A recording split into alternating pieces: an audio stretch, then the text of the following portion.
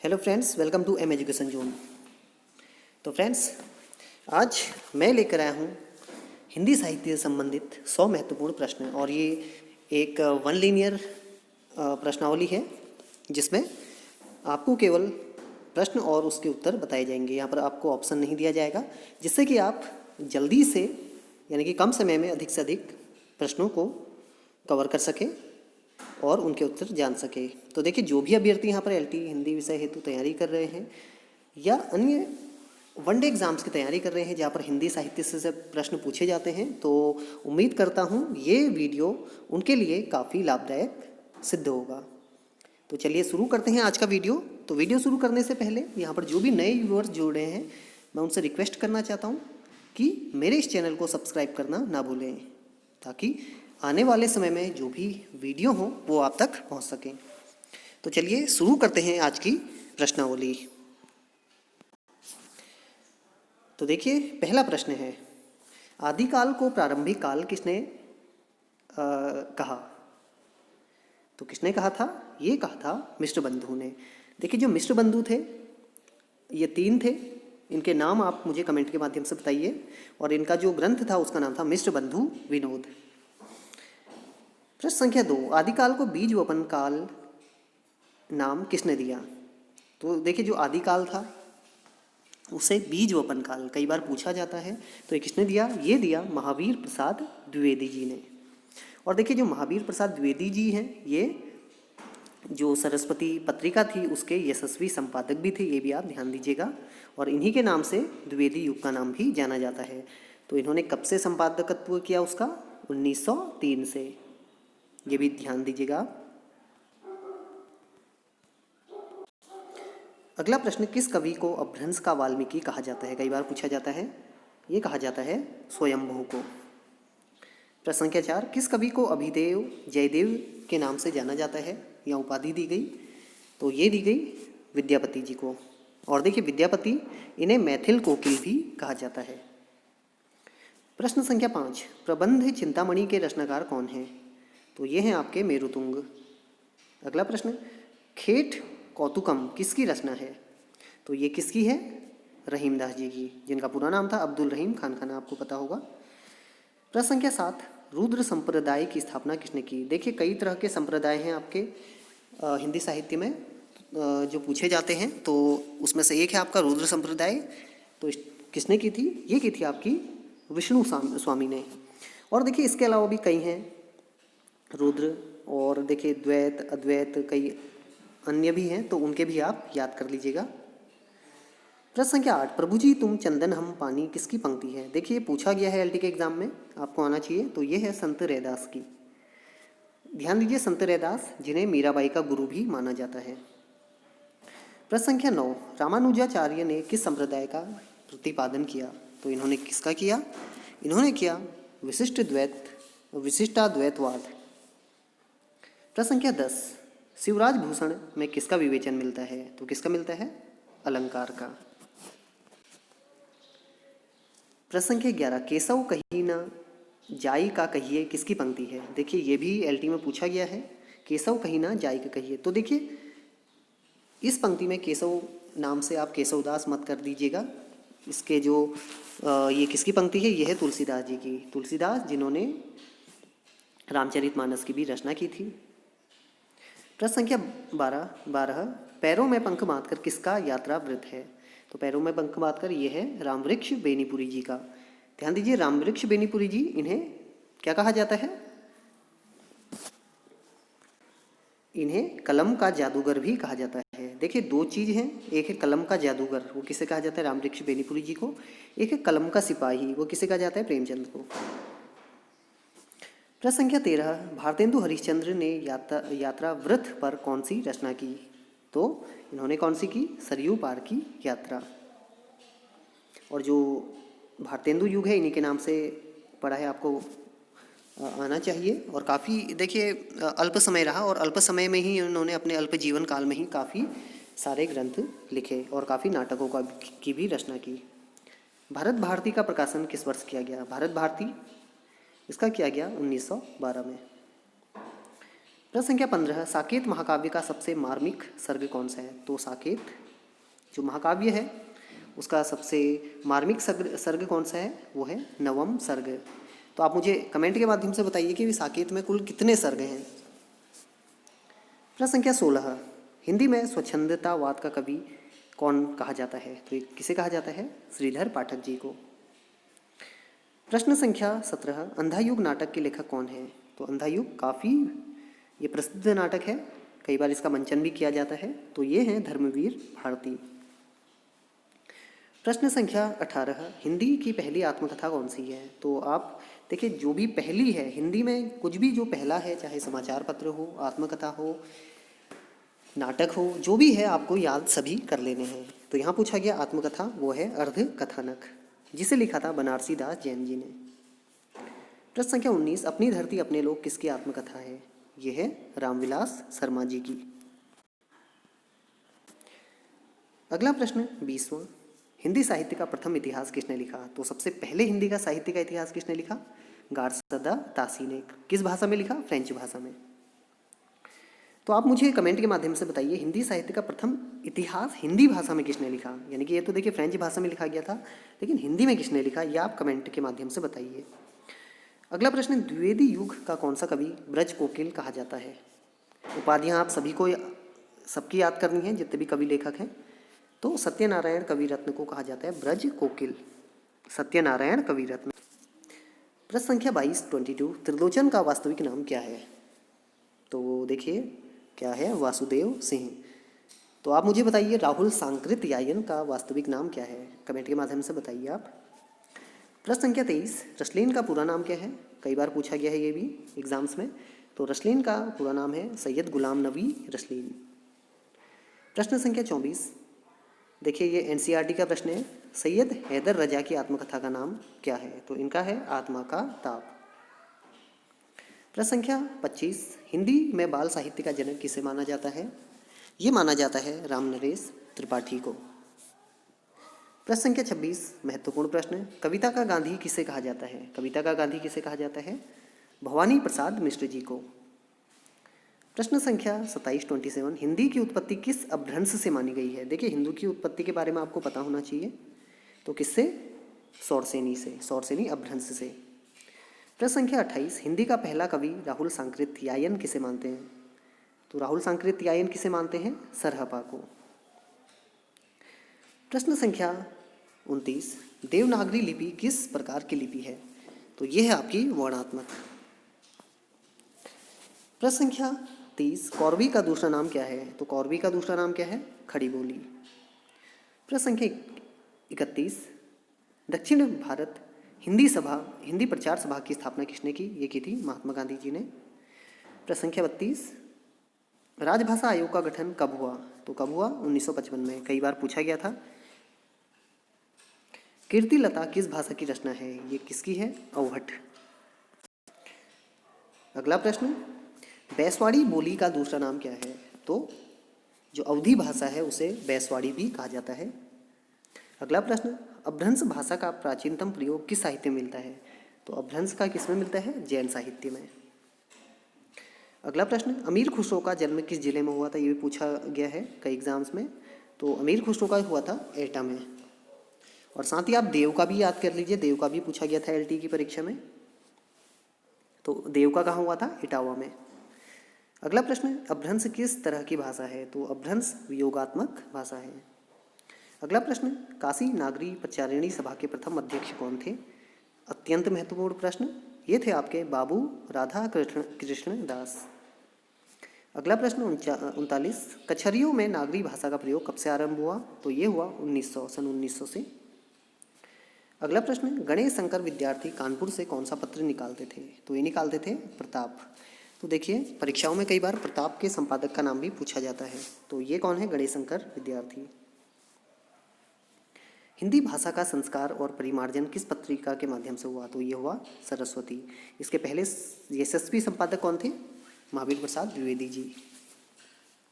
अगला प्रश्न, कमलेश्वर किस कहानी पत्रिका के संपादक थे? तो ये थे सारिका के। अगला प्रश्न, रीति काल को अलंकृत काल किसने कहा? तो किसने कहा? मिश्र बंधुओं ने। अगला प्रश्न, हिंदी का पहला ग्रंथ कौन सा है?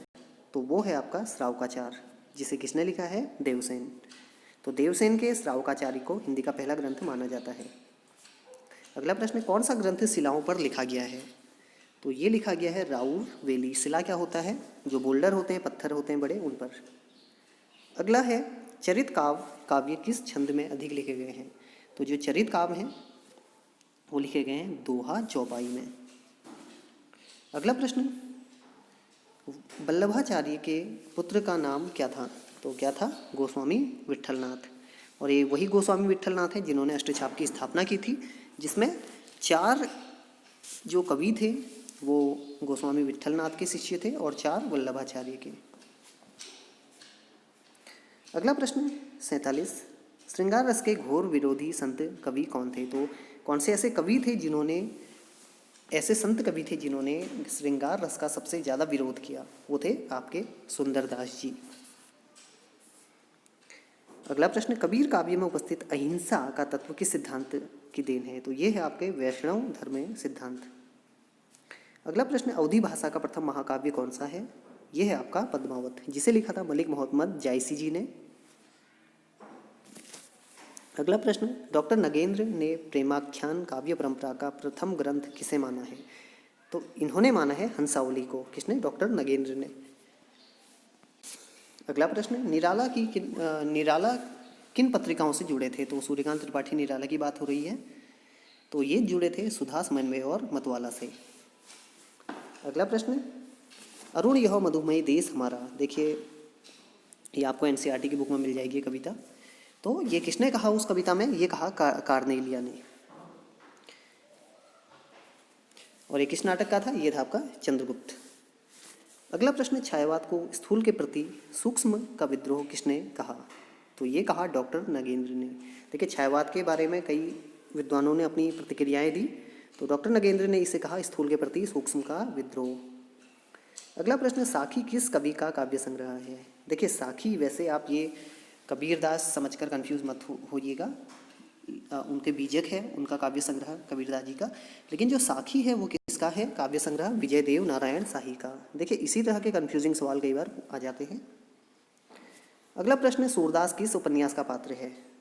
तो ये है रंगभूमि का, जो लिखा था प्रेमचंद जी ने। अगला प्रश्न 56 पहला गिरमिटिया विशेषकर किससे संबंधित है? तो ये है महात्मा गांधी से। अगला प्रश्न, लक्ष्मीपुरा किस विधा की रचना है? एनसीईआरटी का प्रश्न पूछा गया है। यह है आपका रिपोर्ताज, और इसे पहला रिपोर्ताज माना जाता है। अगला प्रश्न, निर्गुण काव्य धारा की प्रवृत्ति है। तो क्या है? रूढ़ियों एवं बाह्य आडंबरों का विरोध ये किया गया है। अगला है अष्टयाम की रचयिता है। अष्टयाम के कौन है? नाभादास। प्रश्न संख्या 60, नंददास किस काव्य धारा के कवि हैं? तो नंददास किसके हैं? कृष्ण भक्त। अगला प्रश्न, रीतिकालीन कवियों की काव्य भाषा क्या थी? तो रीतिकाल में कौन सी भाषा थी? ये थी आपकी ब्रज भाषा। अगला है छत्रसाल दशक किसकी काव्य कृति है?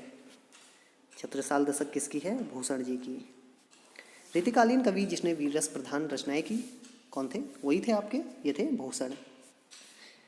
सुजान शब्द का प्रयोग किस कवि की रचनाओं में सर्वाधिक मिलता है? तो ये मिलता है घनानंद जी की। अगला प्रश्न 65, रानी केतकी की कहानी के कथाकार है इंसाल्लाह खां। अगला प्रश्न, हिंदी समालोचना का सूत्रपात करने के लिए भारतेंदु की कौन सी पत्रिका प्रमुख है? तो ये है आनंद कादम्बिनी। अगला प्रश्न है, अज्ञेय किस वाद के कवि हैं? तो अज्ञेय कौन से वाद के कवि हैं? ये हैं आपके प्रयोगवाद के। अगला प्रश्न, अलका जयशंकर प्रसाद के किस उपन्यास की पात्र है? तो अलका किसकी पात्र है? ये है चंद्रगुप्त। अगला प्रश्न 69, गणेश शंकर विद्यार्थी द्वारा रचित गांधी जी की जीवनी का नाम है श्री गांधी। अगला प्रश्न 70, दोहा चौपाई रोला किस प्रकार के छंद हैं? तो ये हैं आपके मात्रिक छंद, जिसमें मात्राओं की संख्या देखी जाती है। अगला प्रश्न, छंद शास्त्र के प्रणेता कौन माने जाते हैं? देखिए अत्यंत महत्वपूर्ण प्रश्न है। छंद शास्त्र जिससे हमें छंदों का पता चलता है वो हैं आपके आचार्य पिंगल। हिंदी गीति नाट्य परंपरा की पहली रचना और उसके रचनाकार। तो गीति नाट्य तो कौन सी थी? करुणालय। और किसने लिखी थी? जयशंकर प्रसाद ने। प्रश्न संख्या 73 73 भारतीय नारियों की समस्याओं पर आधारित महादेवी वर्मा की कृति कौन सी है? तो ये है आपकी श्रृंखला की कड़ियाँ। अगला प्रश्न 74 चाँद का मुंह टेढ़ा है के रचनाकार कौन है? ये है आपके मुक्तिबोध जी, गजानन माधव मुक्तिबोध जी। प्रश्न संख्या 75 75 1954 में प्रकाशित नई कविता पत्रिका के संपादक कौन थे? तो ये थे आपके जगदीश गुप्त जी। अगला प्रश्न उत्तर कबीर पर व्यास सम्मान पाने वाले रचनाकार कौन हैं? तो उत्तर कबीर पर किसे मिला था? केदारनाथ सिंह को। अगला प्रश्न 77 वियोगी हरि का वास्तविक नाम क्या है? तो देखिए वियोगी हरि का वास्तविक नाम आपको बताना है कमेंट के माध्यम से। प्रश्न संख्या 78 78 हरिबिंदी किसकी कृति है? हरिबिंदी ये है मृदुला गर्ग जी की। प्रश्न संख्या 79 79 आनंद कादम्बिनी के संपादक का नाम क्या है? तो ये है आपका प्रेम घन। प्रेम घन जिनका पूरा नाम है बद्री नारायण चौधरी प्रेम घन। प्रश्न संख्या 80 रामविलास शर्मा की आत्मकथा अपनी धरती अपने लोग। देखिए उनकी आत्मकथा का नाम क्या है? अपनी धरती अपने लोग। तो इसके कितने खंड हैं? इसके हैं 2 खंड। प्रश्न संख्या 81 81 दंडी के काव्य शास्त्रीय ग्रंथ का नाम क्या है? तो दंडी के काव्य शास्त्रीय ग्रंथ का नाम है काव्यादर्श। प्रश्न संख्या 82 82 हिंदी का पहला समाचार पत्र कौन सा था? तो ये था आपका उद्दंत मार्तंड 1826 में जो प्रकाशित हुआ। अगला प्रश्न 83 भवभूति का मूल नाम क्या है? तो क्या नाम है इनका? ये है आपका श्रीकंठ। अगला प्रश्न रस सूत्र की अनुमितिवादी व्याख्या करने वाले आचार्य कौन है? तो अनुमति कौन है? संकुक। प्रश्न संख्या 85 नीमा किस कवि की माता का नाम था? तो ये कबीर की माता का नाम था और पिता का नाम क्या था? नीरू। प्रश्न संख्या 86 भक्ति काल की किस कवि को जड़िया की उपाधि मिली? तो जड़िया किसे कहा जाता है? नंददास को। नंददास को जड़िया भी कहा जाता है उपाधि।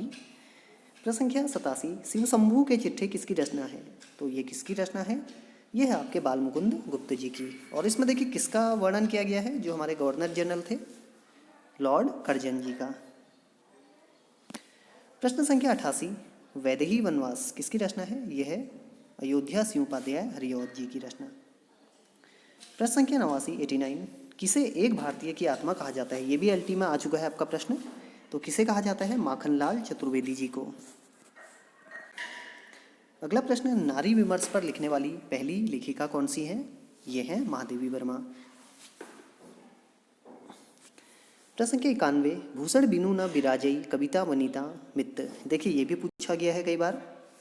तो ये किसकी है पंक्ति? केशवदास जी की, जिन्हें कठिन काव्य का प्रेत भी कहा जाता है उनकी क्लिष्ट शैली के कारण।